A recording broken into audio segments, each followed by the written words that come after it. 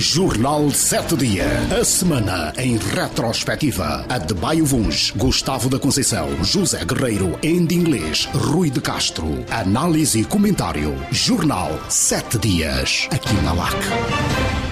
Ora viva, bom dia. Começa agora mais uma edição do Jornal 7 Dias, semana em retrospectiva. O espaço que a segunda-feira, aqui na Sintonia 95.5 em FM, traz-lhe a análise dos principais assuntos da semana finda.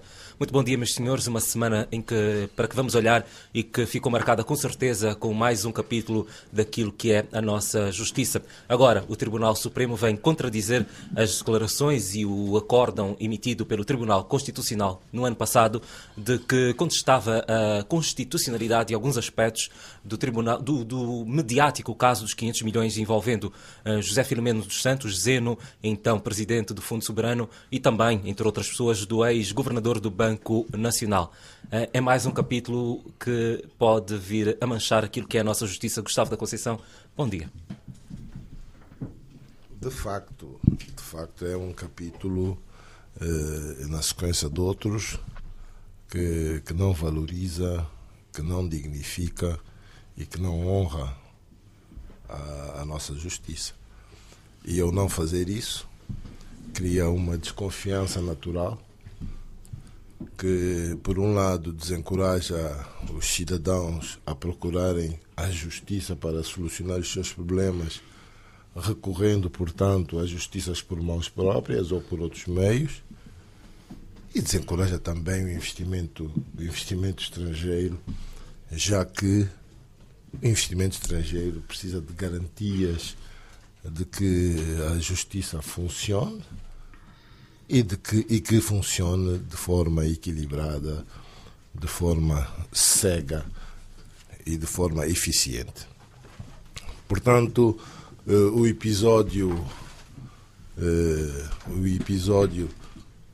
que me permito resumir em termos de uma competição sobre a hierarquia dos tribunais é realmente um episódio triste. Triste porque essa hierarquia só existe naquilo que os tribunais tratam. Não é, e parece-me que a confusão reside aqui, é que um tribunal trata da constitucionalidade das leis e, portanto, sendo a Constituição a lei das leis, a lei-mãe, este tribunal é, digamos, o tribunal em matérias constitucionais, é a última instância. E, portanto, todos devem obediência, quer a este tribunal, quer à Constituição.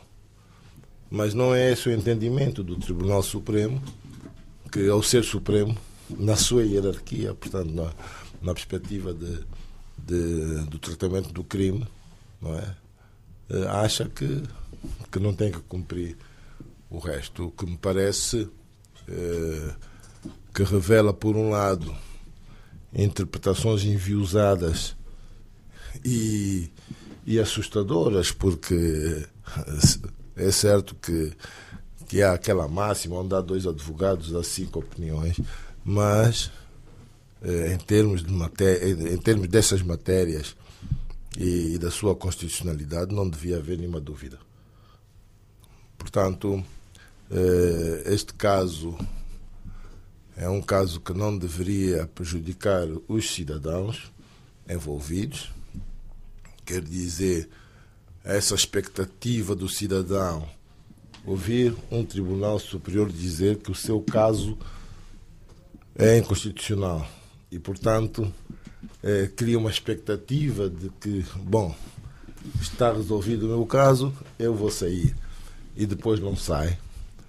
Do ponto de vista psicológico, parece-me que não estamos a proteger o cidadão, e devíamos. E, finalmente, para concluir, acho também que era muito importante que este caso, enfim, não deixasse nenhuma confusão de que está a ser tratado desta maneira por causa dos arguidos em causa. Quer dizer, espero mesmo bem, que se esclareça definitivamente o caso, de formas que não se dê a impressão que a justiça está a ser personalizada. Adebayo Vuns concorda com esta posição de Gustavo da Conceição? Os factos dos arguidos em questão serem quem são faz alguma diferença neste braço de ferro entre tribunais? Bom dia. Eu subscrevo integralmente o que disse o Gustavo e fico de veras assustado, não é, com esse stress que se provocou ao sistema judicial angolano, não é? E a premissa aqui é a justiça efetivamente ela deve ser cega e não passar a ideia de pessoalização, não é?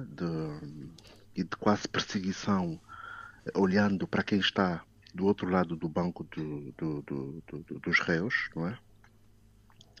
Mas, por outro lado, porque põe em causa uma série de princípios do próprio direito, não é? E no fundo, quando lemos a declaração de voto vencido de um dos juízes conselheiros do próprio Tribunal Supremo que esteve, digamos, nesta última decisão, percebemos que, honestamente, é no fundo um julgamento que já não faria qualquer sentido, não é?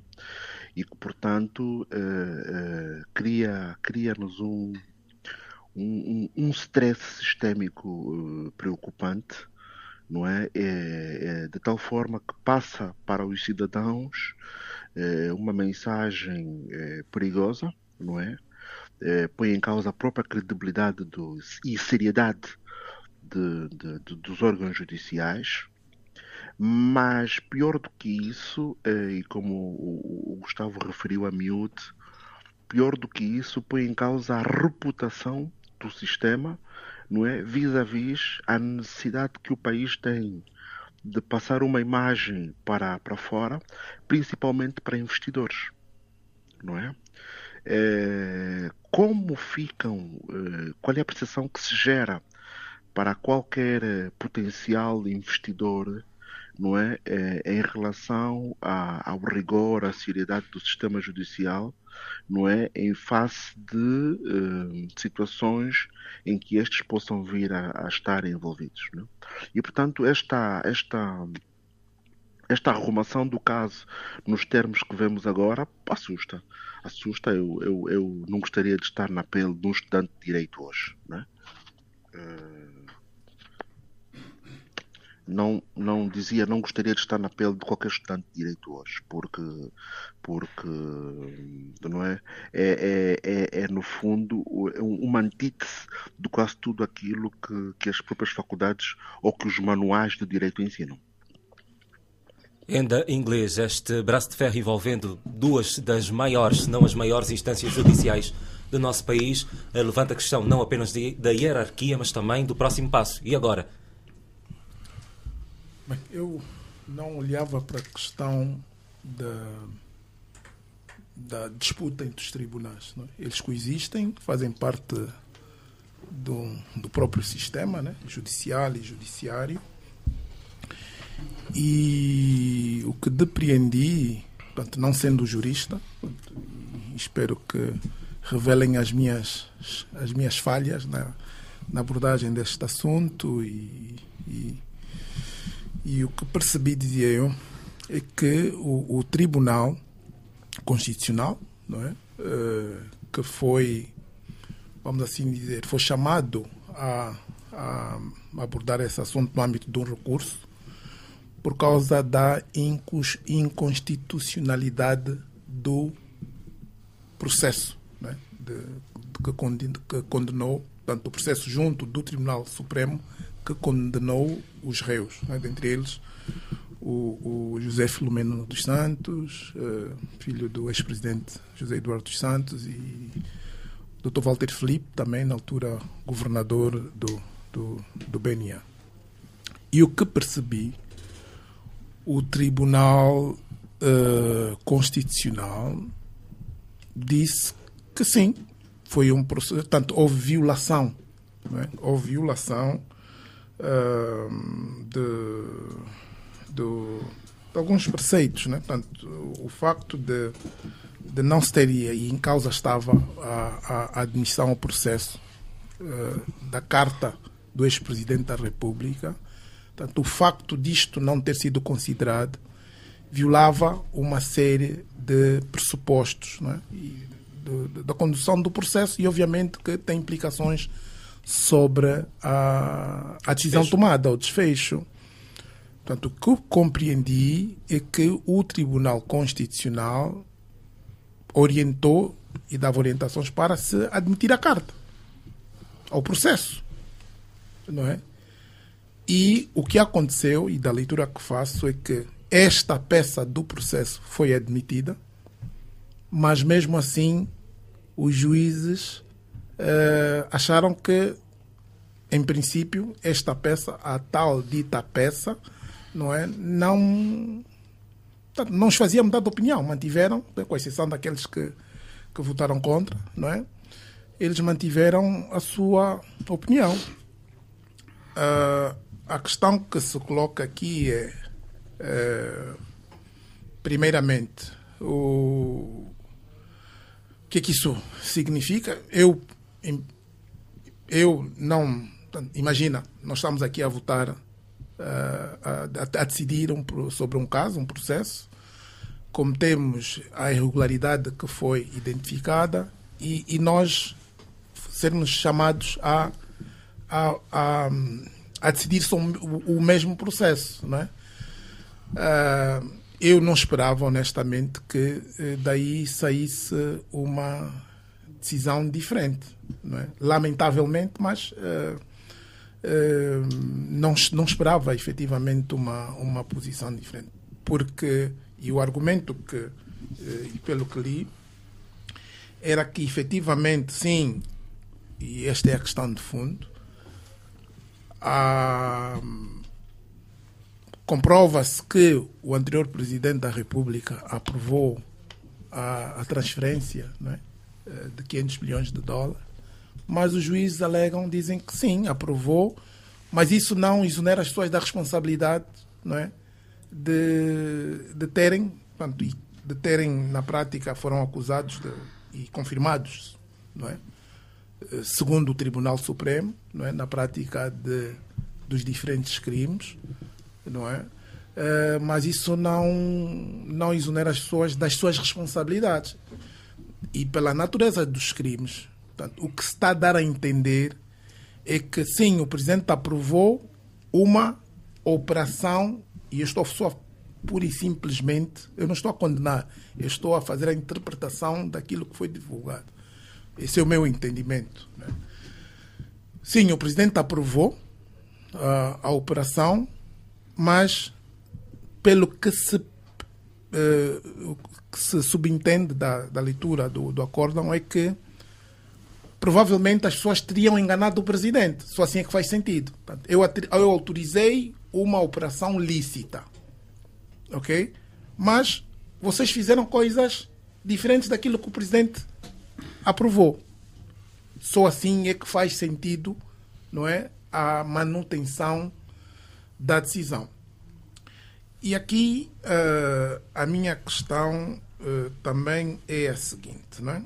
Primeiro, na primeira abordagem é, efetivamente, um tribunal daquele nível não deveria estar, para mim essa é a questão principal, não deveria ter tido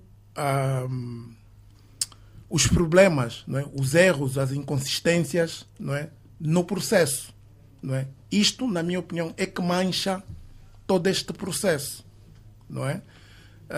Por que razão, na primeira hora, não se admitiu, não é? E pondo em causa, não é, os direitos dos réus, não é, de um julgamento justo, por que razão, afinal, né, se a decisão, porque eles tiveram acesso à carta, certamente, né, se já se sabia que não alterariam a decisão, né, por que não se admitiu à primeira hora? Isso é que gera, né, toda essa suspeita. E, portanto, um tribunal que esteja daquele nível, né, que esteja envolvido, não é, com essas práticas e que foi provado, portanto, efetivamente tem pouca legitimidade moral, não é, para julgar e voltar a julgar um caso como este. Portanto, na minha opinião, tendo em conta efetivamente os problemas, os antecedentes do tribunal, efetivamente o tribunal devia ter recuado, não é? E dar uma outra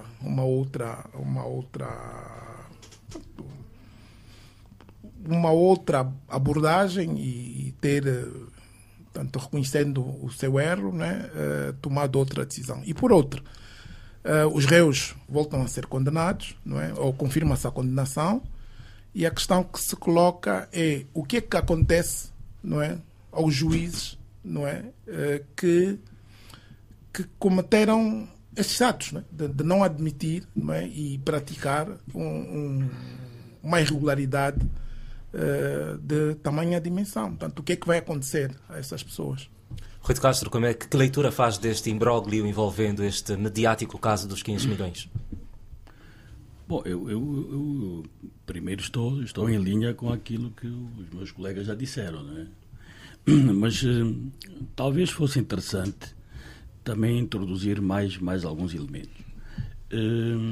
Primeiro era nós percebermos quais são as reais funções de cada um dos tribunais.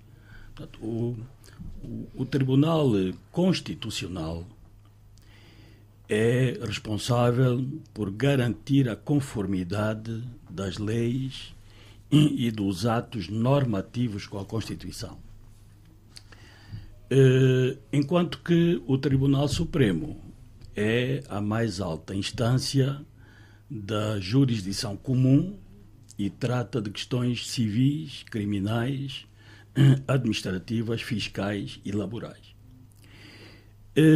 Este caso, por aquilo que foi mencionado já em abril por alguns constitucionalistas, desculpem, começou talvez mal por ter sido elevado ao Tribunal Supremo. Caso tivesse sido feito o julgamento num tribunal de comarca, e onde se eventualmente poderiam admitir ou aceitar mais facilmente a ocorrência de ilegalidades do ponto de vista do cumprimento da Constituição, sendo o julgamento feito pelo Tribunal Supremo, já torna muito mais difícil essa compreensão, porque estamos perante um tribunal superior, tal como é o Tribunal Constitucional, onde poderão até ser admitidos outro tipo de erros, porque somos todos humanos, mas erros relacionados com a Constituição, particularmente aqueles que foram identificados com a legalidade, o contraditório, o direito à defesa, que foram identificados pelo Tribunal Constitucional para de certo modo, contrapor aquilo que tinha sido a sentença do Supremo, já são de mais difícil compreensão. E de difícil compreensão não apenas para o cidadão comum, mas, sobretudo, para os próprios operadores da justiça, os juízes, os constitucionalistas, os advogados e todos os outros. Portanto, neste momento, e digamos que por o Tribunal Supremo ter, em linguagem mais popular, ter ficado mal com a decisão do Tribunal Constitucional sobre o processo, independentemente de quem esteja ou quem tivesse sido julgado, eu não queria entrar por aí, portanto, foram cidadãos que foram acusados e foram julgados e tiveram uma sentença. Recorreram ao Constitucional e, pela via do Constitucional, ganharam. Quem ficou mal foi o Supremo.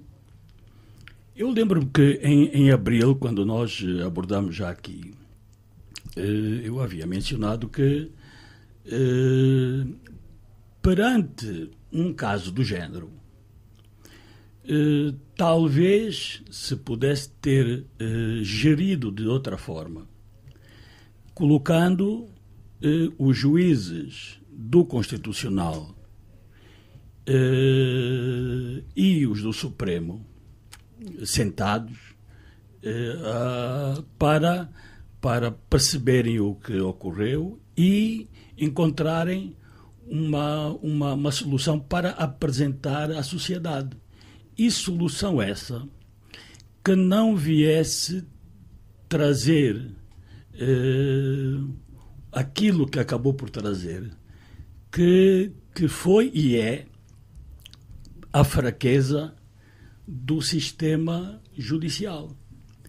E é evidente que, e já foi aqui mencionado, não é? Há pouco, que isto depois traz um conjunto de outros problemas, e não apenas para os investidores. Não é? De facto, nós carecemos de dinheiro fresco para a nossa economia, precisamos de investidores, mas também precisamos que haja respeito pela autoridade e respeito pela justiça no país.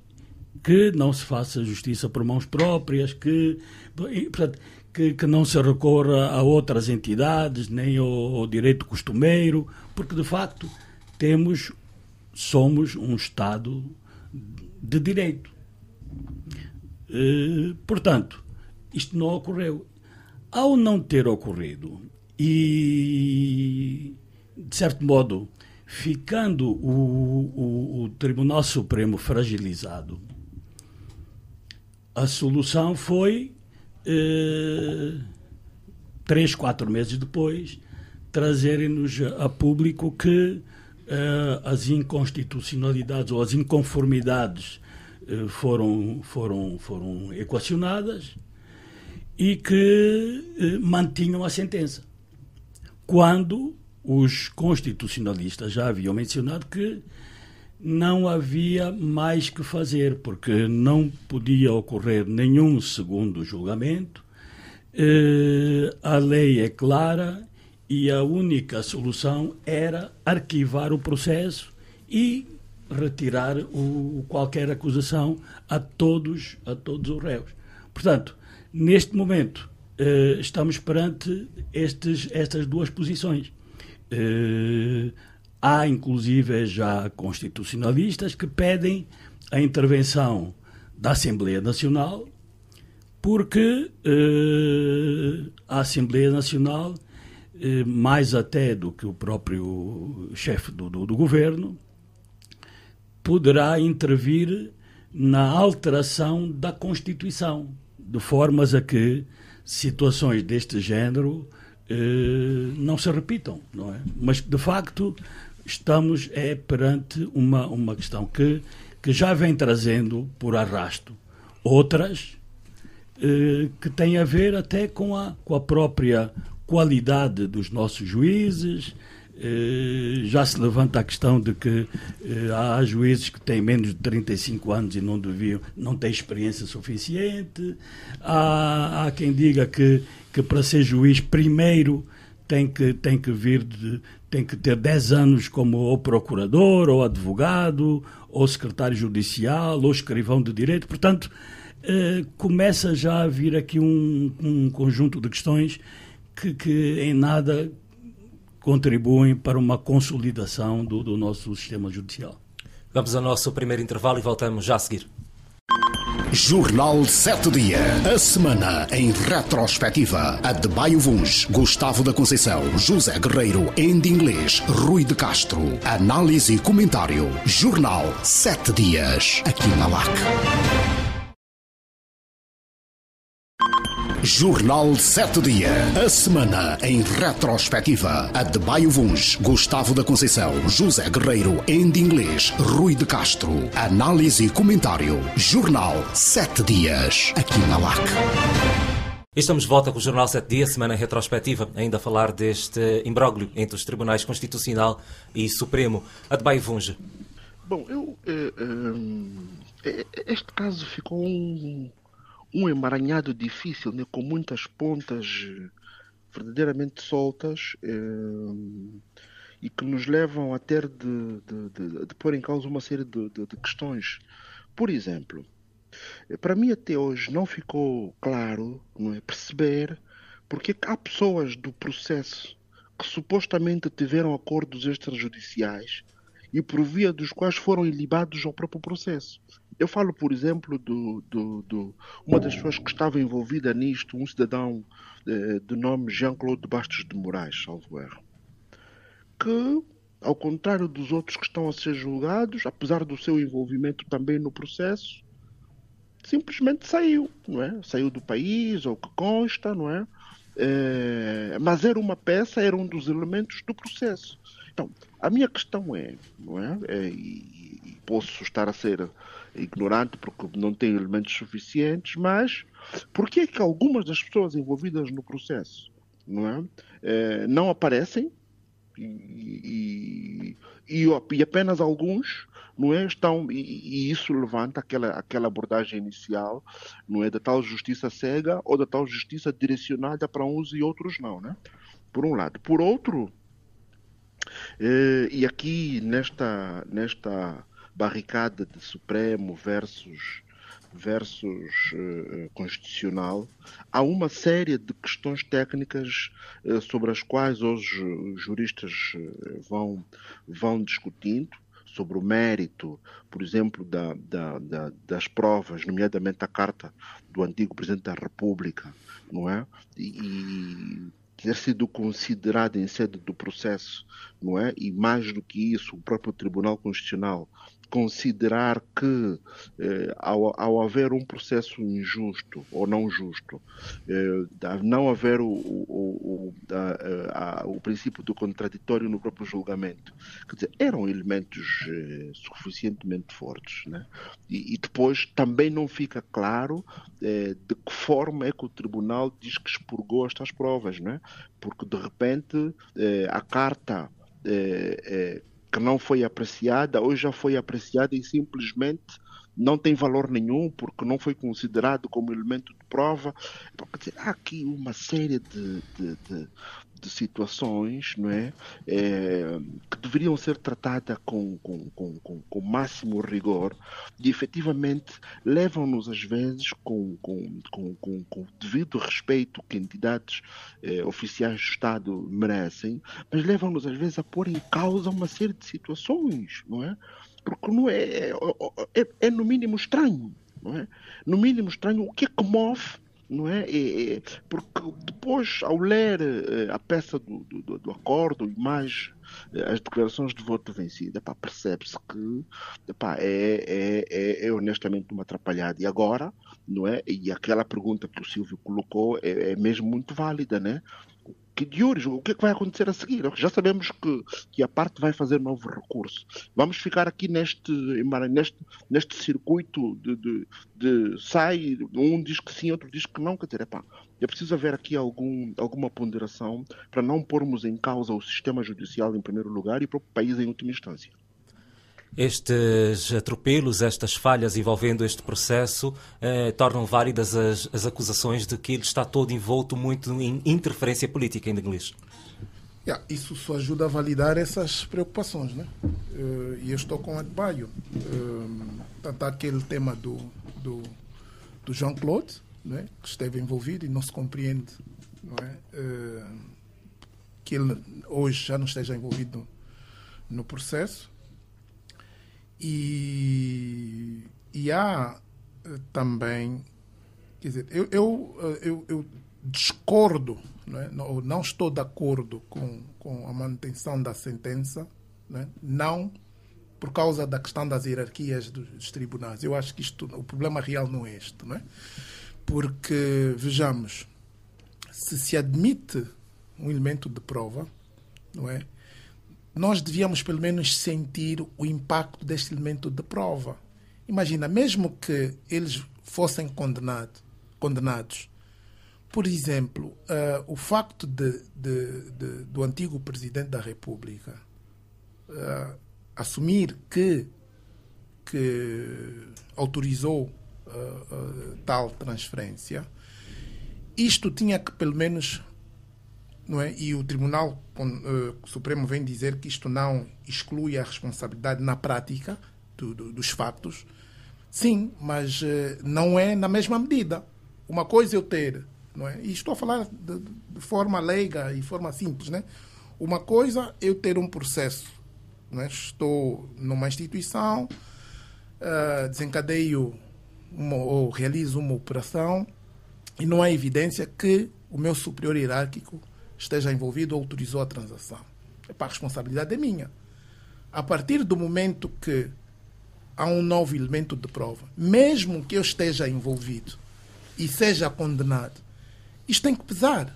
Dizer, está bem, mas ele não teve sozinho. Se calhar, foi, não diria coagido, mas ele não está sozinho. Era repartir um bocado da responsabilidade. O que estamos aqui, portanto, com esta decisão, na prática, diz, esta carta não vale, não vale para nada, não tem impacto, não diz nada. É a leitura que se faz. Mas também, a outra parte da questão, se formos aos extremos, poderia dizer-se, não, a responsabilidade efetiva de tudo isto, e tendo em conta a natureza de Constituição que temos, quem é o chefe de executivo, o titular do poder executivo é o Presidente da República. Portanto, isso é a responsabilidade do Presidente da República. Portanto, se o Presidente assume efetivamente portanto, quando ele diz que quando autoriza, está a assumir a responsabilidade desses atos também. Agora, para além do tema da responsabilidade do chefe do executivo e da participação de outros elementos, nós estamos a lidar aqui com um caso que envolve uma transferência posterior de 500 milhões de dólares. Eu até agora não consigo compreender, tanto os 500 milhões desapareceram ou não desapareceram. Porque nós, dentro dos crimes, estamos a falar de peculato, de burla, tráfico de influências, temos ou não os 500 milhões de dólares? E como é que é possível, termos pessoas condenadas cá no país, Portanto, se isso é um esquema, aliás, aquilo que se lê nos jornais, penso que não sei se foi o Novo Jornal ou no site da DW, diz que na altura a PGR considerava que houve uma conspiração para desviar dinheiros públicos. Portanto, essas pessoas conspiraram para desviar, portanto, utilizaram um subterfúgio para desviar esse dinheiro. Ao serem condenados, ao serem condenados, o que se transmite é que efetivamente confirmou-se que houve materializou-se essa conspiração, E a minha questão é, e as entidades externas, porque certamente que há instituições financeiras envolvidas nisso, bancos, não estão envolvidos. Ou não têm nada a dizer neste processo? Não têm nada a dizer sobre esse processo. Portanto, são essas as questões que efetivamente mancham um bocado este processo, que alguém tem que esclarecer, Portanto, nós, e concordando com os demais colegas, portanto, o funcionamento do sistema judicial, a justiça, os tribunais e, sobretudo, a este nível, são importantes para transmitir não apenas a confiança dos investidores, mas até para a paz, estabilidade política, social do país, que são pressupostos fundamentais para promover a prosperidade e o desenvolvimento de um país, né, como o nosso. E isto não estando e tendo um sistema manchado, né, e com fortes suspeitas de ser imparcial, não é? Efetivamente não ajuda e vai comprometer todos os esforços que estamos a envidar para mudar o quadro da situação económica, política e social do país. Agora, também temos que compreender, e aqui apelo, né, às diferentes partes, é que também não se pode fazer julgamento na rua, né? Portanto, o que às vezes ocorre é que os meios de comunicação são utilizados exatamente para influenciar, criar-se uma opinião à volta das questões. Temos que o que está aqui em causa é o maior, né? Portanto, é o país, não é? E as diferentes pessoas, os diferentes operadores têm que ter responsabilidade, né? Portanto, não vale tudo. Portanto, nós não esperamos que efetivamente, ou aliás, nós esperamos que quem tem a responsabilidade de julgar e atuar neste nível faça o melhor, né, com honestidade, intelectualidade, né, mas também, e com justiça, mas também esperamos que todos os outros atores, a comunicação social, os opinion makers, os juristas, portanto, tenham exatamente a mesma atitude para encontrarmos um caminho para melhor, né, para o país que temos. Este é um daqueles grandes casos no âmbito daquilo que já foi a bandeira do combate à corrupção. A semelhança do que acontece no processo de Carlos de São Vicente, em que também há alegações de atropelos, de falhas processuais envolvendo tudo isto. Mancha, de facto, este alegado combate à corrupção, Rui de Castro? Bom, eu já nem queria voltar a este tema, porque, de facto, creio que já se disse tudo. E mantenho a grande preocupação por todos nós estarmos a verificar que há sérias dificuldades num dos três poderes que existem no país. Portanto, há algo que tem que ser feito a alto nível, possivelmente, não é? Para que, de facto, se trave esta onda e as pessoas comecem a ver na justiça aquilo que ela é, ou que pelo menos deveria ser. Não só para os casos citados, mas para muitos outros. Portanto, há um conjunto de processos que há casos, inclusive, que o acusado vira acusador. Portanto, quer dizer, por outras artes, chamemos de corrupção ou outras, mas o certo é que vamos assistindo um pouco pelo país e, portanto, nada disto não dignifica o sistema em si, não dignifica o país.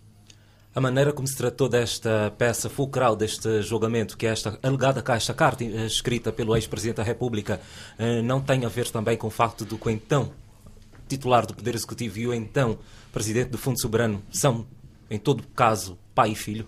Gustavo da Conceição. Bom, não me parece que aqui haja qualquer ligação desse ponto de vista.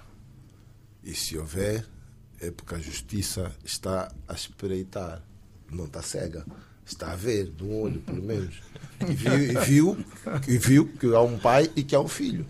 Não, o que nós queremos é uma justiça cega, uma justiça com capacidade de julgar factos, de punir no quadro da lei, de dar uma justiça que dê confiança, enfim, aos cidadãos, ao país e nos ajude a melhorar a imagem de Angola no exterior e a encorajar investimento para desenvolvermos o país. É dessa justiça que nós precisamos. E para termos essa justiça, se calhar é preciso recuarmos um bocadinho e percebermos que temos que olhar para a academia, temos que olhar para a necessidade de formação permanente e contínua dos nossos quadros na justiça, temos que olhar para a necessidade de quem faz, dos operadores da justiça, terem a mesma interpretação em relação à lei e em relação aos mesmos fenómenos, e temos que procurar, naturalmente, que ao nível da nossa justiça, o equilíbrio, o exemplo e a capacidade de reconhecer erros e insuficiências, não penalizando os cidadãos, é muito importante. Agora, eu estou preocupado porque,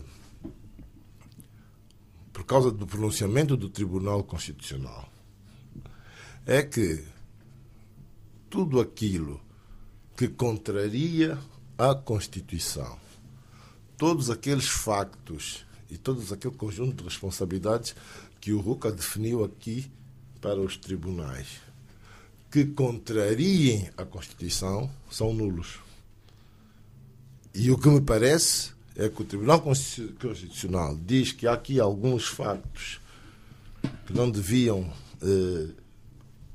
que ferem a constitucionalidade do processo, e por isso,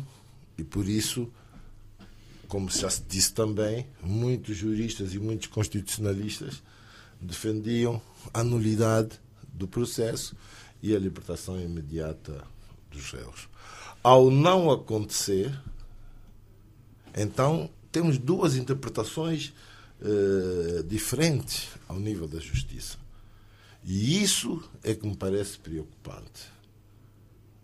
Não é uma questão de pessoas que se julgam superiores umas das outras por estarem neste tribunal ou naquele, mas é uma questão de reconhecimento de que, quando há pronunciamentos deste tipo, tem que se rever as coisas.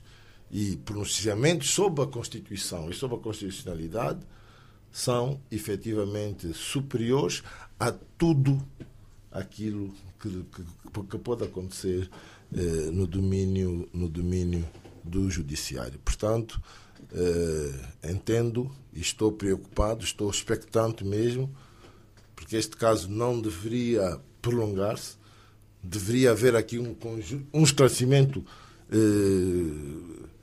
irrefutável do que fazer, de como interpretar as leis e a Constituição e de como reagir a um caso desses em que dois tribunais superiores interpretam a lei e a Constituição de forma diferente. And English. Mas eu esperava, quando disseste deixa-me recuar um bocado, eu pensei que fosses recuar efetivamente até a Constituição, porque nós hoje estamos a abordar esta e outras questões, efetivamente assumimos que temos uma boa Constituição e que está tudo muito bem, e nós sabemos que não. Claro. Efetivamente, tudo isto está suportado, né? Nós até na altura falámos de uma Constituição atípica, né? Até inventamos o nome, não é? Quer dizer, nós também não podemos passar de lado, não é? Ao lado deste aspecto, não é? Concordo e compreendo, sim, que há temas de... Quer dizer, mas Joenda, podemos normalizar... Deixa-me só dizer-te uma coisa. Mas a Constituição, boa ou má, é esta Constituição que existe. Está bem, mas tem consequências. Não, tem consequências, sem dúvida. Pois. Mas boa ou má, é essa a Constituição que existe e, portanto, até revermos, todos devíamos obedecer esta que existe. Eu concordo. Até revermos. Eu estou a olhar... Não é contestarmos não é essa Constituição, não obedecermos a essa Constituição e encontrarmos subterfúgios para não cumprir as orientações com base nessa Constituição. A minha abordagem é mais política. Claro. Okay? Porque há um processo político, não é? A partir do qual, nos termos do qual, se estabelece uma Constituição.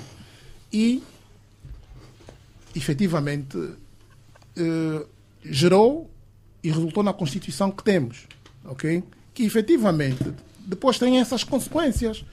Eu concordo, enquanto tivermos essa Constituição, é ela que nós devemos obedecer. Portanto, os operadores de justiça têm que efetivamente cumprir com este aspecto. Mas se quisermos efetivamente resolver este e outros problemas, nós necessariamente temos que olhar também para todo este processo e olhar para a Constituição, porque é a mesma coisa relacionada, não é, à legalidade e o direito, né? E aquele velho tema, né? Os atos cometidos no apartheid eram legais, haviam leis, temos que cumprir as leis, mas nós sabemos que eu feliz ou infelizmente... Leis injustas, eram leis injustas. Sim, mas eram leis e as pessoas escudavam-se, né? Então, nós só cumprimos a lei.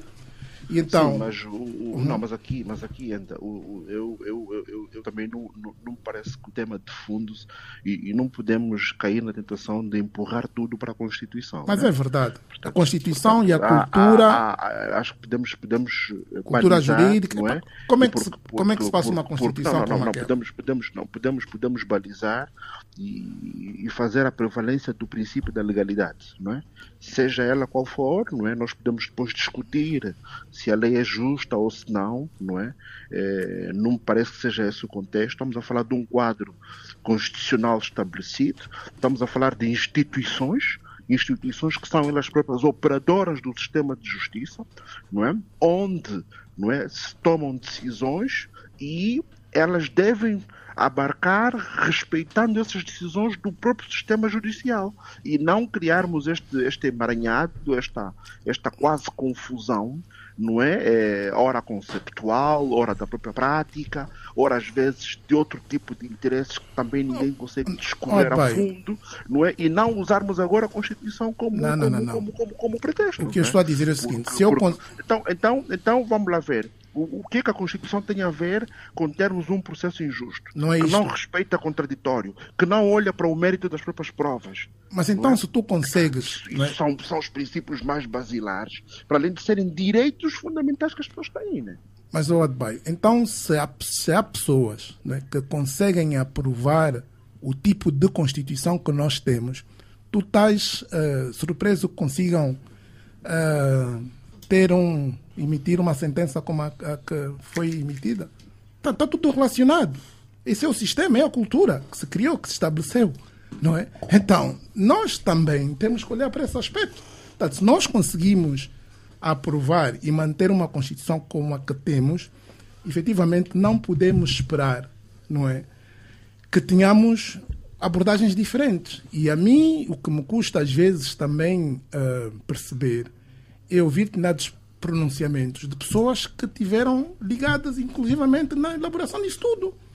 Portanto, se nós quisermos efetivamente mudar e avançar, temos que reconhecer as nossas falhas. E as falhas não estão só ao nível aí do sistema de justiça, né? Portanto, elas vêm sendo,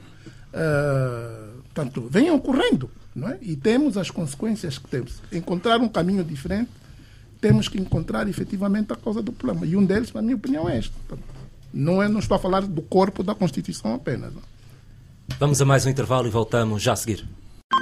Jornal 7 Dias. A semana em retrospectiva. Adebayo Vuns, Gustavo da Conceição, José Guerreiro, Andy Inglês, Rui de Castro. Análise e comentário. Jornal 7 Dias. Aqui na LAC.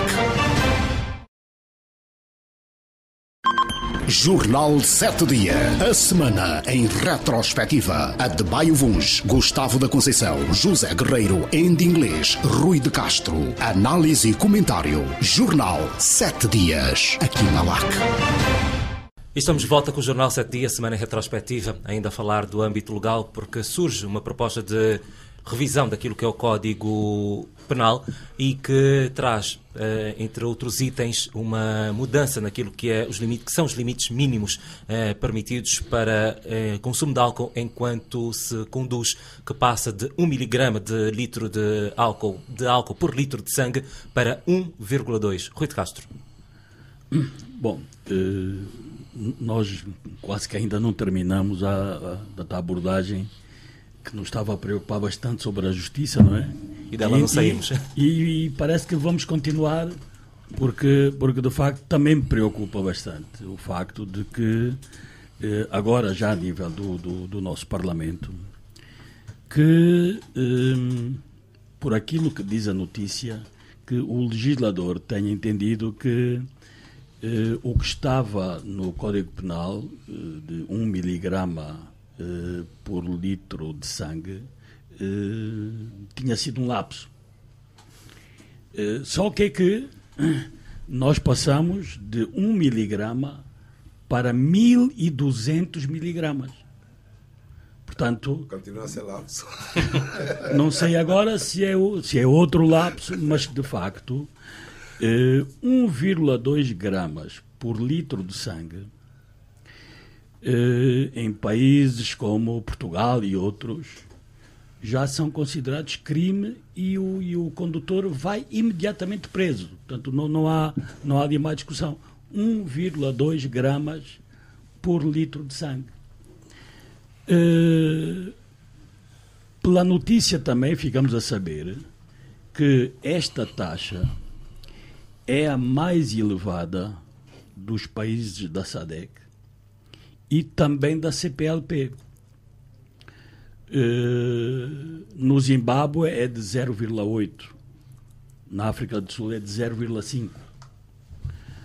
0,5 é a taxa de alcoolemia que, quando atingida por um condutor, ele passa a estar 9 vezes mais disponível, portanto, com mais probabilidade de ter acidentes de viação do que um condutor sem consumo de álcool. Portanto, dá para perceber que eu não diria que isto é quase um convite para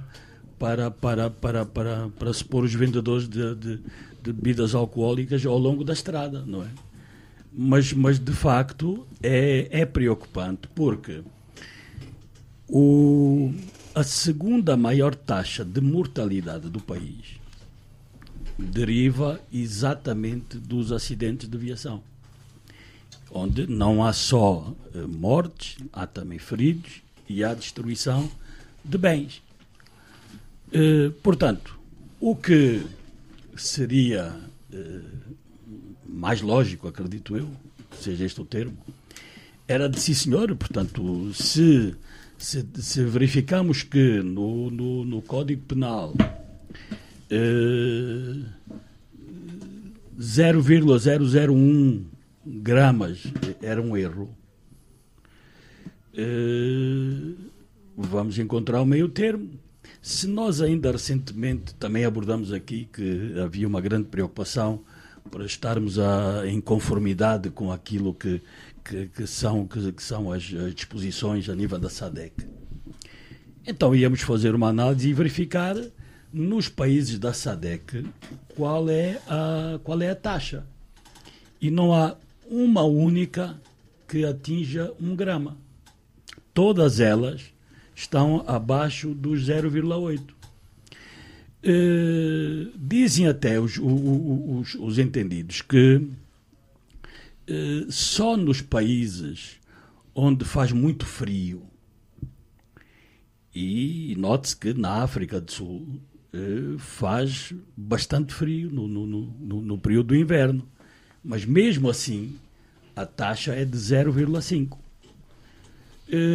No norte da Europa permitem taxas mais elevadas porque de facto é uma forma de... E mesmo em alguns países não chegam a tanto. Portanto, há aqui qualquer coisa que me parece que não está bem, ou será um lapso da notícia. Mas eu, sobre este tema, prefiro ficar ainda por aqui e depois vou abordar outras questões relacionadas aos malefícios do álcool. Com os níveis de sinistralidade rodoviária que temos, a segunda maior causa de morte a nível do país, tolerância zero não devia ser o caminho em inglês? Tolerância zero de quê? de álcool nas estradas. Não é possível, né? Hoje já não é possível, porque o álcool é uma bebida que as bebidas alcoólicas, os consomem, obviamente têm que ser tomadas com moderação e esses pressupostos legais têm que ser estabelecidos, né, com base naquilo que são, pronto, os critérios e ouvindo os especialistas nessa matéria, não é? Nós saímos, se calhar, de 8 para 80 ou de 8 para 1000, não é? Como bem disse o Rui de Castro, nós quisemos alterar um pressuposto e me parece que ele, assim alterado, está muito acima daquilo que são os valores médios, né, da nossa região, segundo a expansão assim indica, e também dos níveis estabelecidos pelos países da CPLP. Né? Somos efetivamente temos o maior índice. Mas devíamos, nesses casos, e voltando um bocado atrás da discussão passada sobre os processos de tomada de decisão, e que nós várias vezes aqui dissemos, e espero que não tenha sido este caso, né? As questões legais e são muito dominadas pelos juristas. Portanto, na minha opinião, e lendo a matéria no Expansão, pelo menos 2 médicos manifestaram-se não estar de acordo, né, com este novo indicador, né? Segundo o doutor João Bilardo, portanto, isto é uma matéria publicada no Expansão, diz que esta quantidade de álcool no sangue pode trazer graves consequências para um automobilista. Entre elas, a perda de autocontrolo, perda de coordenação, lentidão mental e percepção alterada, ok? E com isto, certamente, podemos criar... Portanto, isto causa a incapacidade do automobilista para controlar os veículos e se for confrontado com obstáculos na estrada. Portanto, há um outro médico também, especialista em saúde pública, que praticamente diz a mesma coisa, né? Porque, portanto, a este nível podemos efetivamente gerar ou termos mais acidentes nas estradas. Obviamente que não é com a opinião de apenas 12 especialistas, não é? Que portanto, não é suficiente, não é? Portanto, o desejável é que essa discussão deveria trazer um posicionamento, não é, oficial da ordem dos médicos, se calhar da ordem dos psicólogos, não é?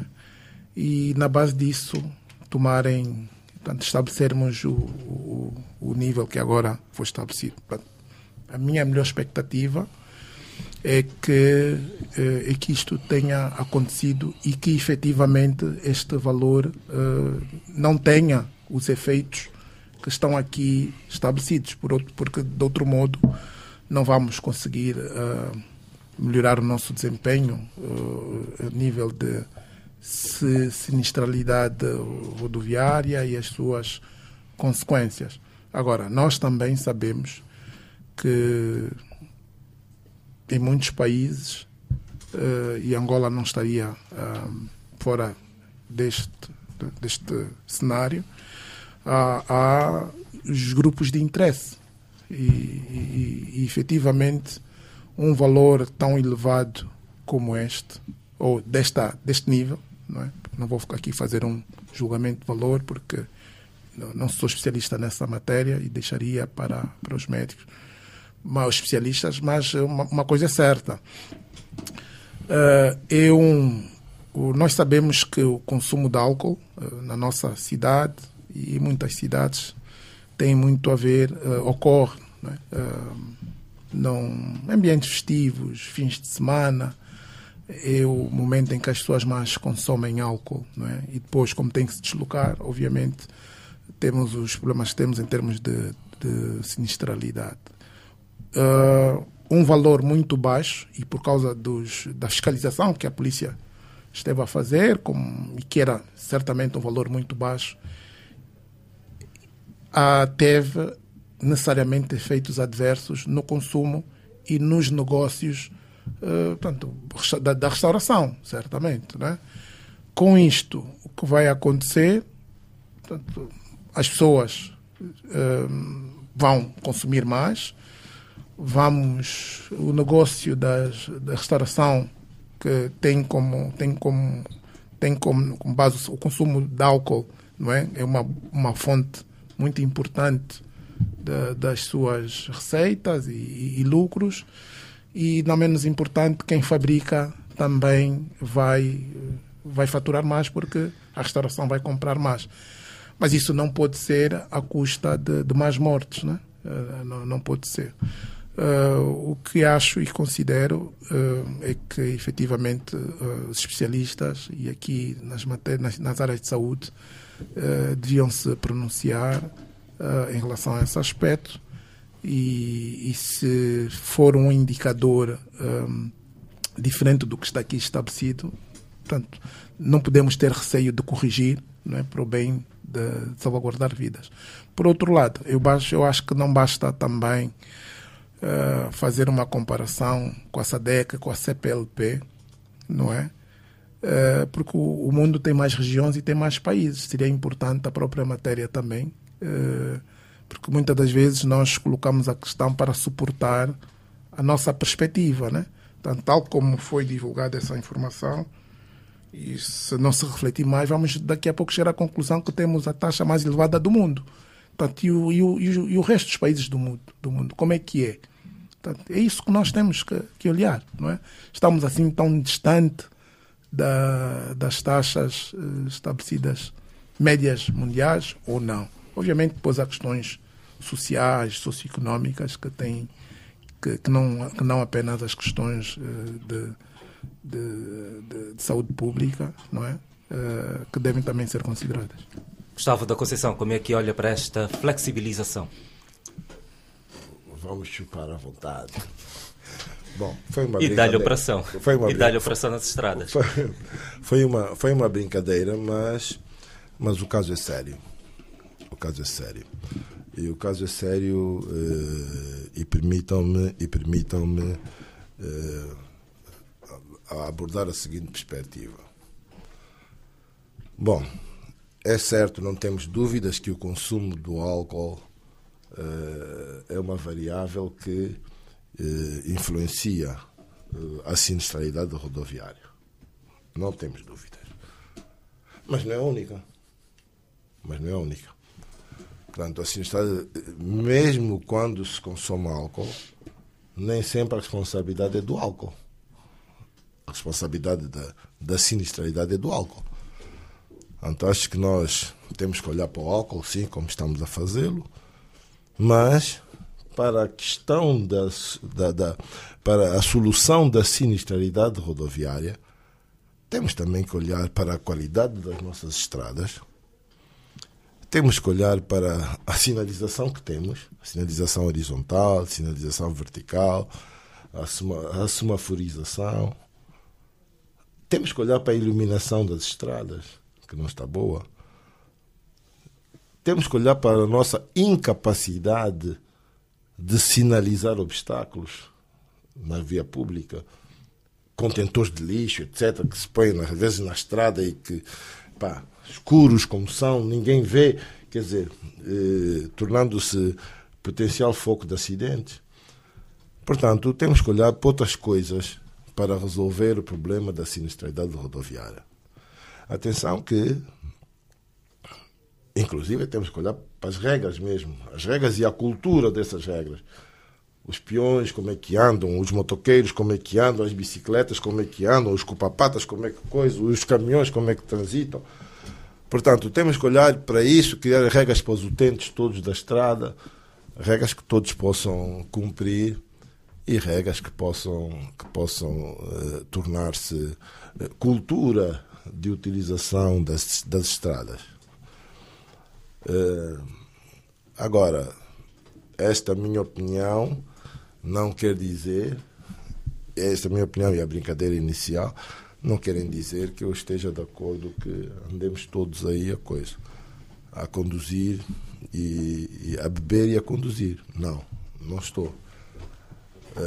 Estou de acordo que paralelamente a isso se tomem medidas para continuar a encorajar quer o aparecimento dos serviços de transporte alternativo, táxis, Ubers, essas coisas para apoiar, porque também sou daqueles que olho para a sociedade de uma maneira equilibrada, não é? E, portanto, como aqui já foi dito, se o consumo do álcool tem a ver com a empregabilidade noturna, tem a ver com a restauração, tem a ver com os bares, tem a ver com um conjunto de outros serviços e com a manutenção ou com a criação de empregos, temos que criar empregos, temos muita gente desempregada e não podemos, por via da abordagem do álcool, cortar novos empregos, diminuir as hipóteses do consumo, porque o consumo faz movimentar a sociedade,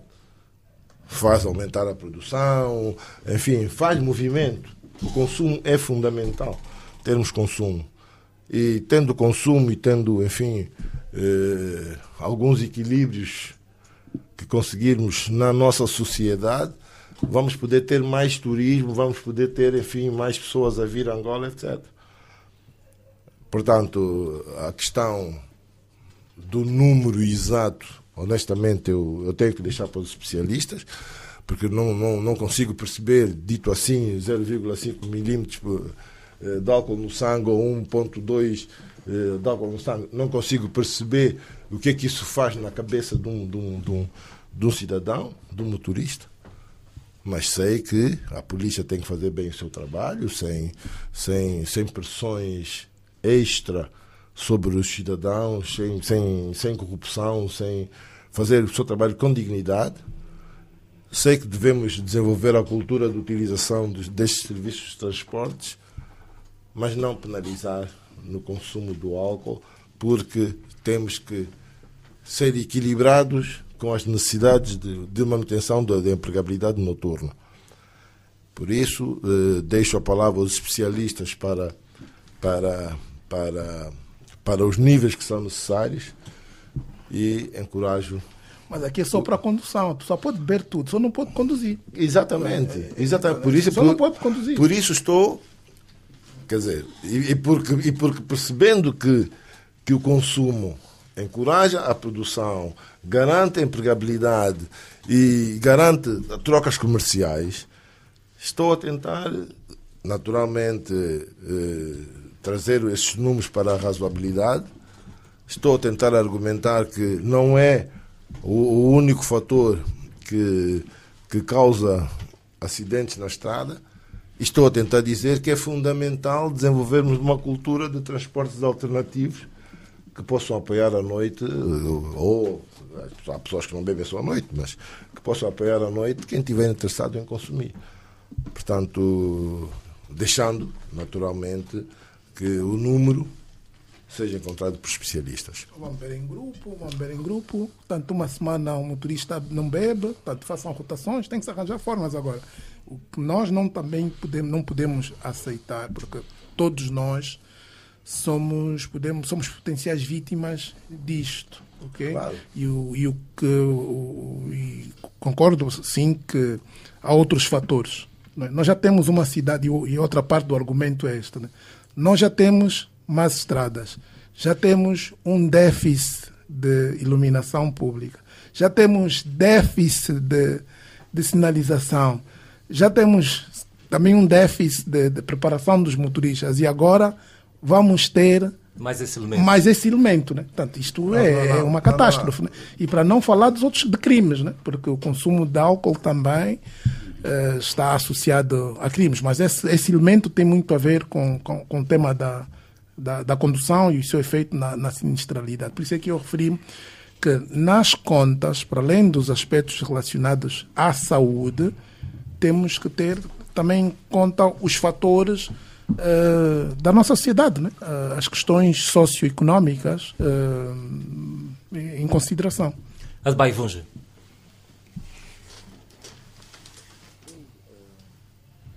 Ouvi e acho que está um debate interessante dos nossos colegas aqui do painel, não é? E tenho aqui posições não tão claras, mas eu acho estranho esse movimento, não é?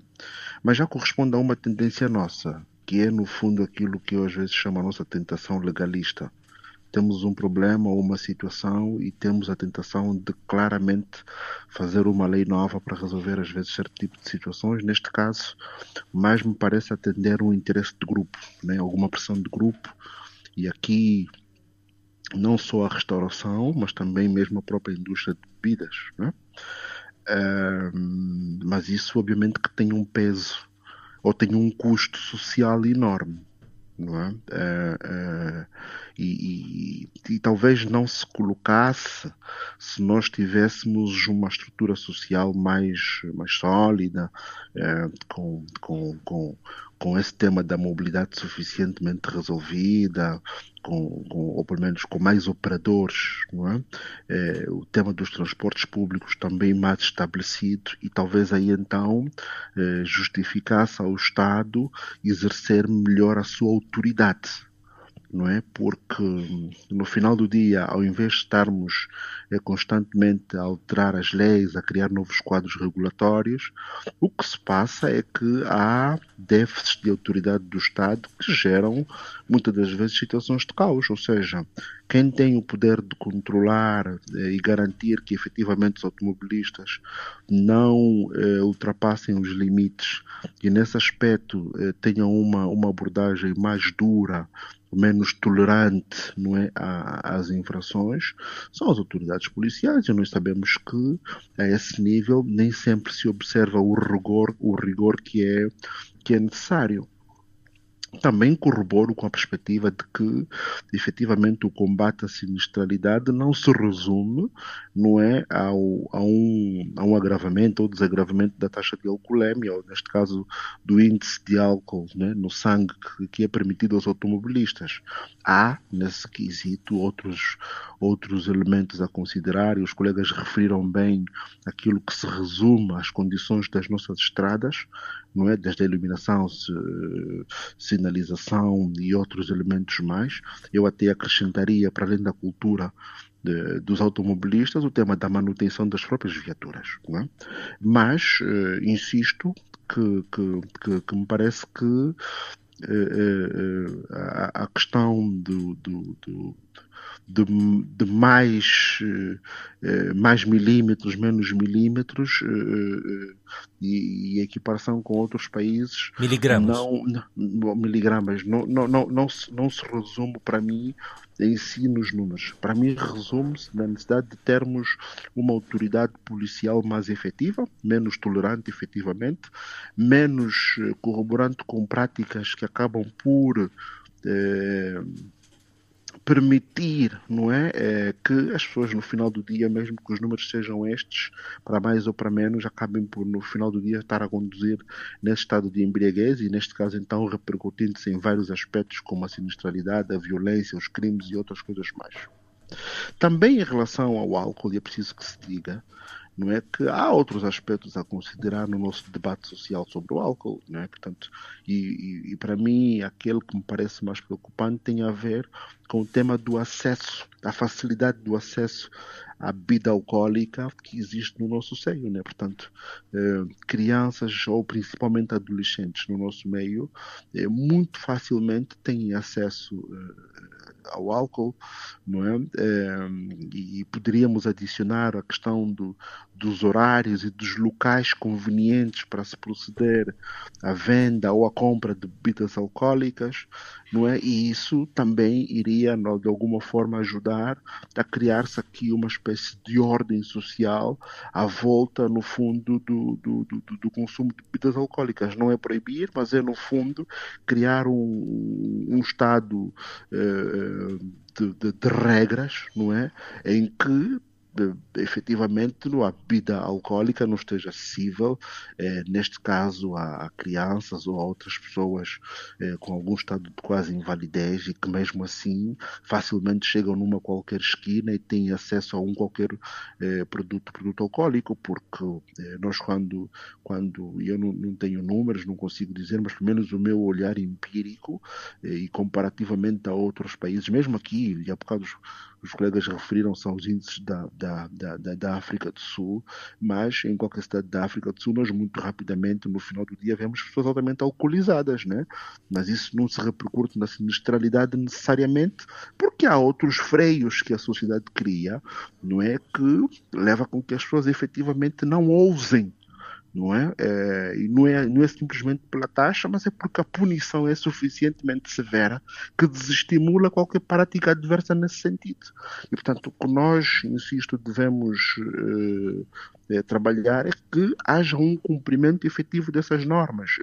E aqui, para mais ou para menos, não interessa, porque nós podemos até desagravar neste caso, não é? Mas depois continuamos a ter incumprimentos, não é? E, portanto,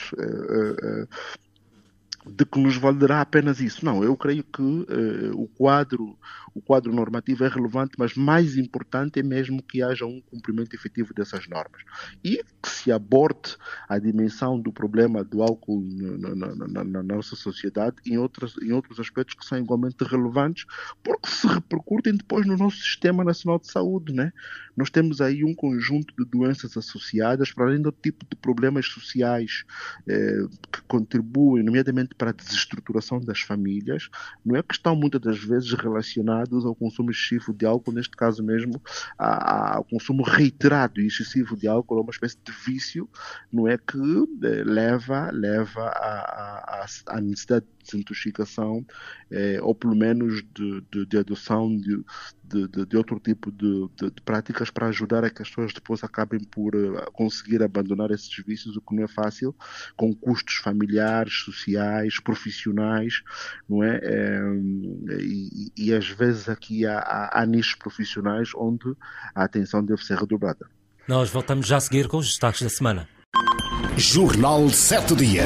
A semana em retrospectiva. Adebayo Vuns, Gustavo da Conceição, José Guerreiro, Andy Inglês, Rui de Castro. Análise e comentário. Jornal 7 Dias. Aqui na LAC.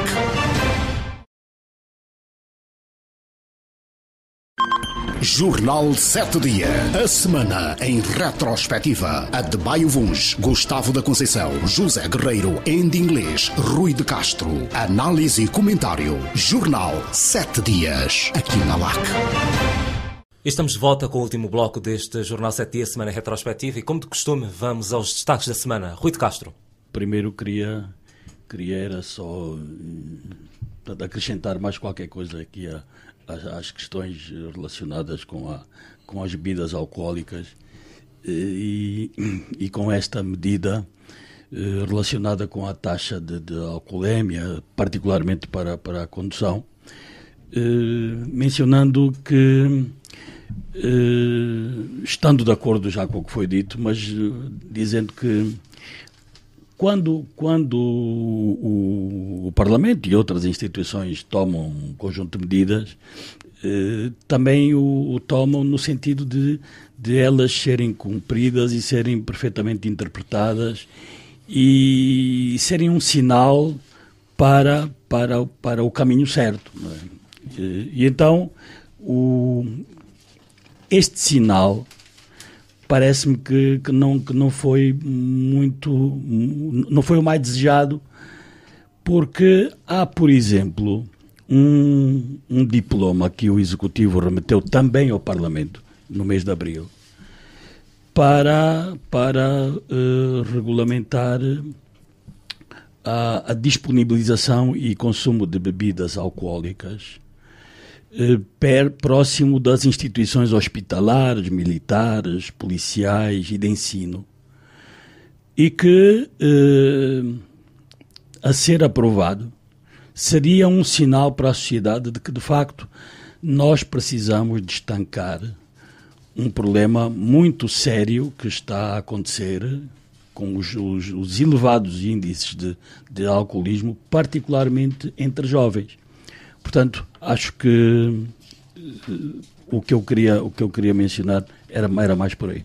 Mas então, nos temas para o minuto, primeiro tinha a questão da Operação Trabalho Digno, e relacionado com alguns casos que foram constatados de trabalho quase que a roçar o trabalho escravo em cantinas ou estaleiros de cidadãos estrangeiros, particularmente asiáticos ou do norte da África, onde já se começou a identificar problemas muito sérios que têm a ver com a falta de higiene, o baixo salário, horas de trabalho muito acima das devidas e inclusive de cárcere privado. Portanto, os últimos dados é que já há centros destes que foram encerrados, mas efetivamente é uma questão que eu acho que nós deveríamos levar também mais a peito, e aqui as autoridades, não é? Depois tem a questão da TAG. A TAG anunciou que para breve vamos receber uma nova frota de aviões e que já virão com um novo visual.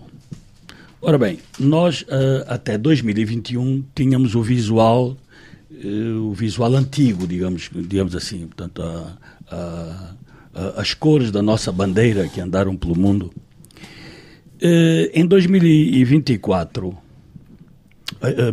em 2021, quando chegaram os primeiros 6-8, já vieram com uma pintura diferente.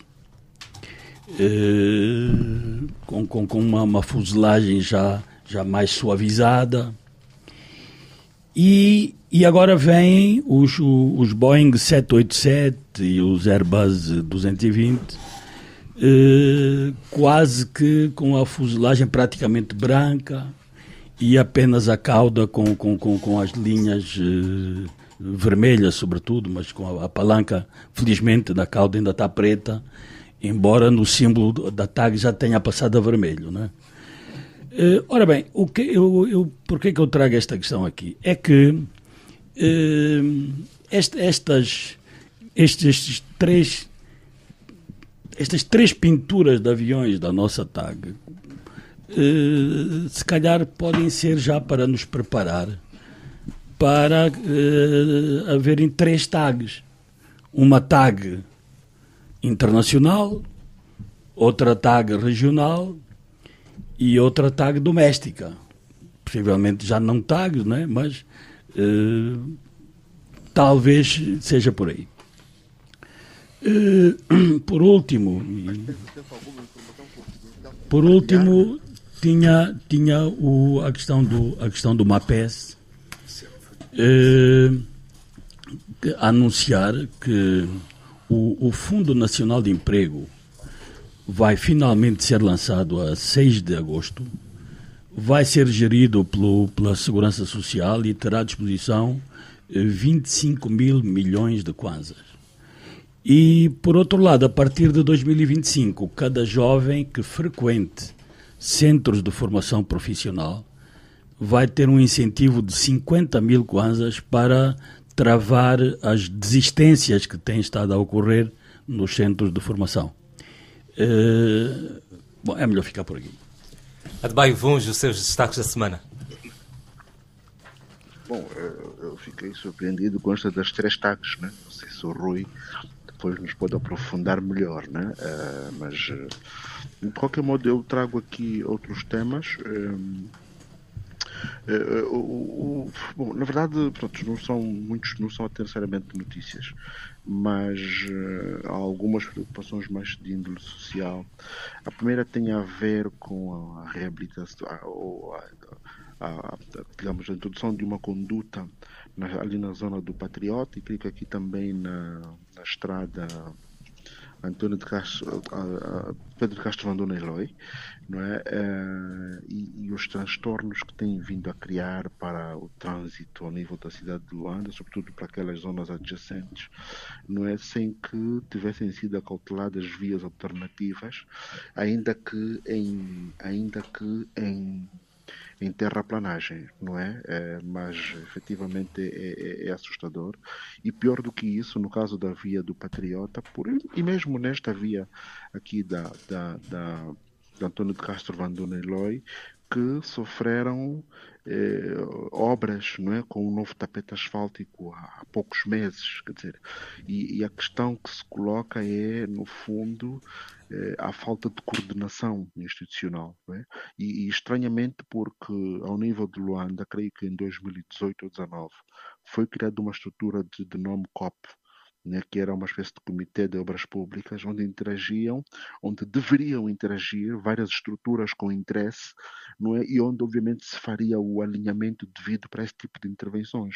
Mas o que vemos não é o contrário, né? Portanto, há pouco tempo tivemos uma reasfaltagem de algumas vias, dessas duas em particular, e alguns meses depois estamos agora a assistir à colocação de canalização, desfazendo todo o trabalho inicialmente feito. Quer dizer, nós precisamos de alinharmos-nos melhor para evitar esse tipo de situações, com implicações sociais do ponto de vista da mobilidade, duas vezes, restrições da mobilidade, o stress que isso gera à volta do próprio cidadão, não é? Para além do custo financeiro que é asfaltarmos e reasfaltarmos e todo esse envolvente.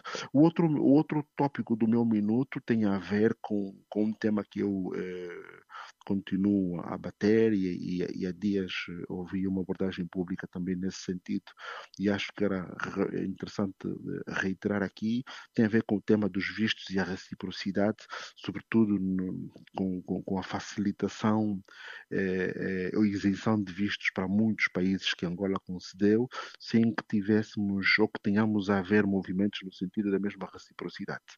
Pior do que isso, não é?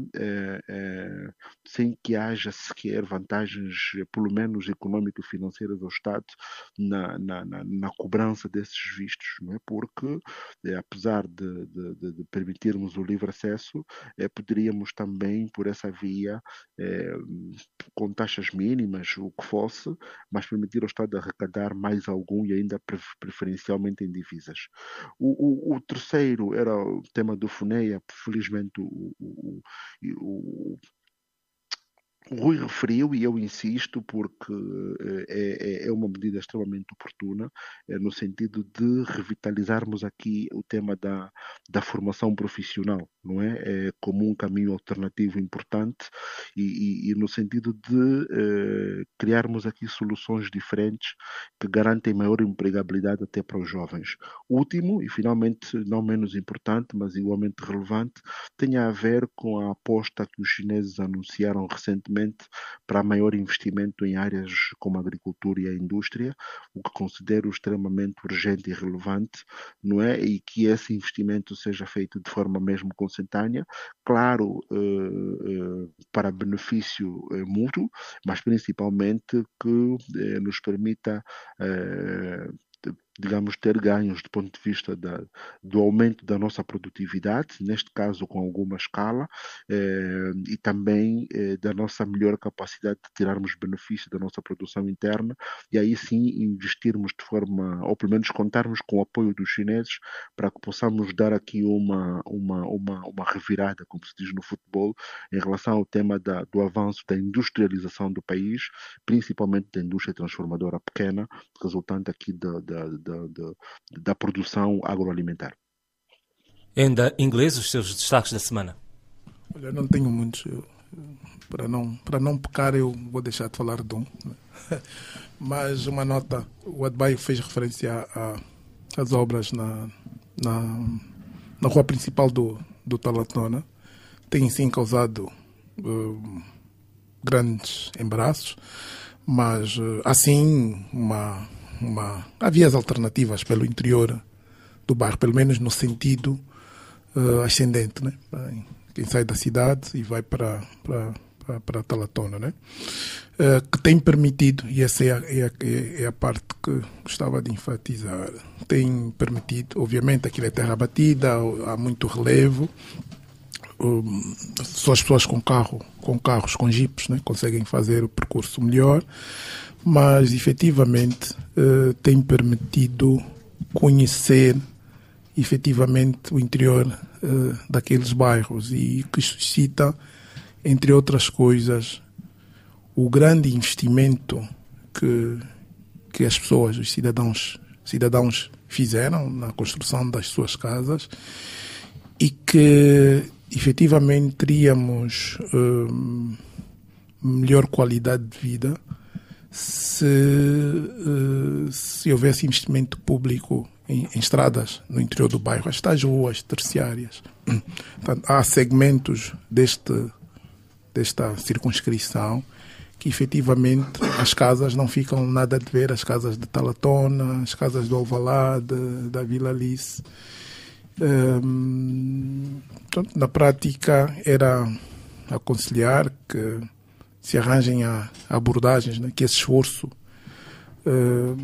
e alguns dos quais efetivamente não se compreende que, portanto, uma zona praticamente nova, aquela estrada não é tão antiga e ainda recentemente, creio que o ano passado sofreu algumas intervenções de melhoria, não é? Estejam hoje a colocar condutas, não é? Portanto, o apelo é que haja maior coordenação das iniciativas para não haver duplicação de esforço e de custos, e que efetivamente se olhe na perspectiva de arranjar soluções para as populações. Há um esforço muito grande de casas sociais, mas o que se pode assistir é que os cidadãos fizeram um grande esforço, fizeram um grande investimento e que precisam do apoio público, obviamente com abordagem diferente e diferenciada, para ajudar a melhorar aqueles bairros, não é? E talvez com exemplos como esse, e sobretudo aquela zona de Benfica, Patriota, tem uma diferença em relação às outras áreas. É que pelo menos conservaram-se os arruamentos, né, os distanciamentos. Portanto, em termos de ordenamento, conseguiu-se fazer esse esforço. E a parte mais fácil, se calhar, e digo mais fácil porque tendo em conta o valor do investimento já em curso, para além de edifícios habitacionais, há também edifícios, portanto, há sedes de grandes empresas naquela zona. Portanto, aquela zona merece uma atenção diferenciada. Gustavo da Conceição, os seus destaques da semana. Tenho aqui 2 ou 3 destaques para esta semana. Eu vou começar pelo comunicado do Ministério dos Transportes sobre o concurso levado a cabo para a gestão do aeroporto. E vou começar por aqui, só para mostrar a minha perplexidade de num comunicado que a entidade que faz o concurso emitindo opinião já sobre um dos concorrentes. Bom, do ponto de vista da ética, do ponto de vista da deontologia, do ponto de vista da transparência e do equilíbrio no processo das decisões, isso não é aceitável. Não é aceitável. Portanto, o Ministério dos Transportes deveria objetivamente referir-se ao concurso, dar informações sobre o concurso e deixar que as análises sobre o mérito dos concorrentes fosse feito por especialistas que depois viessem justificar o que é que analisaram. Não é no próprio comunicado falar-se de um concorrente e não se falar do outro. Bom, parece-me que não fomos muito felizes nessa matéria. E, portanto, estando essa matéria à volta das matérias, à volta do aeroporto internacional, quer dizer, ganham logo outra relevância, porque realmente temos acompanhado nas últimas semanas, o nosso foco está no conjunto de soluções para que o nosso aeroporto internacional não se torne um elefante branco. O meu segundo destaque vai para a atividade do SIC. Li que o SIC tinha atuado nos caminhões e tinha prendido madeira de qualidade no Conde Cubango. Bom, esse é um problema que ciclicamente se ouve no Ige, em Banza-Congo, em Malange, agora no Conde Cubango. Quer dizer, parece-me que há aqui um problema à volta da legalização das empresas do setor e há também um problema das fronteiras do crime econômico ou do crime ambiental nessa matéria, que era preciso esclarecer para se evitar que houvesse, enfim, ciclicamente informações sobre aprisionamento de madeira, porque houve-se isso, mas depois não se ouve, depois as notícias esfumam-se e desaparecem, quer dizer, não se continua até se dar ao cidadão para uma informação real e concreta sobre se houve ou não crime ambiental e o que é que se faz dessas madeiras aprisionadas. Espero que não caia, enfim, onde caem outras coisas, que recebam um dinheiro, uma corrupçãozinha aí, lá está o problema resolvido. Queria falar no turismo também e na dificuldade que nós temos. Queria evidenciar mais uma vez a dificuldade que nós temos de transitar e desenvolver o turismo interno. Estamos às portas das festas da Nossa Senhora do Monte. Podia estar a haver uma romaria para o Lubango e não existe isso. Portanto, não existe, pelo menos naquela dimensão que era interessante. Nós temos as festas do Mano Namibe, temos Nossa Senhora do Monte, temos festas da Calandula, temos Mushima, enfim, temos um conjunto de instrumentos que podem encorajar o turismo e o turismo interno, mas depois temos uma dificuldade de deslocação, de transportação, do preço do bilhete de avião, enfim, que nos limitam e nos impedem de realizar esse intercâmbio entre províncias, entre cidadãos, entre turistas, que poderiam ajudar a resolver um conjunto de problemas locais e portanto essa merece a minha preocupação. As estradas continuam a ser um problema, o caminho de ferro não chegando a todo sítio, avião caríssimo, barcos inexistentes, ficamos aqui cada um no seu sítio, sem podermos explorar as potencialidades que o país nos apresenta. Finalmente, quero me referir a uma dimensão cultural, enfim, fazendo eco ao facto de dois pintores nacionais, dois amigos, estarem a fazer uma exposição no Museu da Moeda, nomeadamente o Albino da Conceição e o Álvaro Macieira. Portanto, aconselho aos ouvintes da LAC a fazerem uma visita ao Museu da Moeda. E assim pomos um ponto final a esta edição do Jornal 7 Dias, semana retrospectiva. Despedem-se Adebayo Vunge, Gustavo da Conceição, Andy Inglês, Rui de Castro, Manuel Catilina e Silvio de Abreu. Lembre-se, você pode voltar a ouvir este programa em formato podcast no YouTube em lac.7dias. Bom dia e boa semana. Jornal 7 Dias. A semana em retrospectiva. Adebayo Vunge, Gustavo da Conceição, José Guerreiro, Andy Inglês, Rui de Castro. Análise e comentário. Jornal 7 Dias. Aqui na LAC.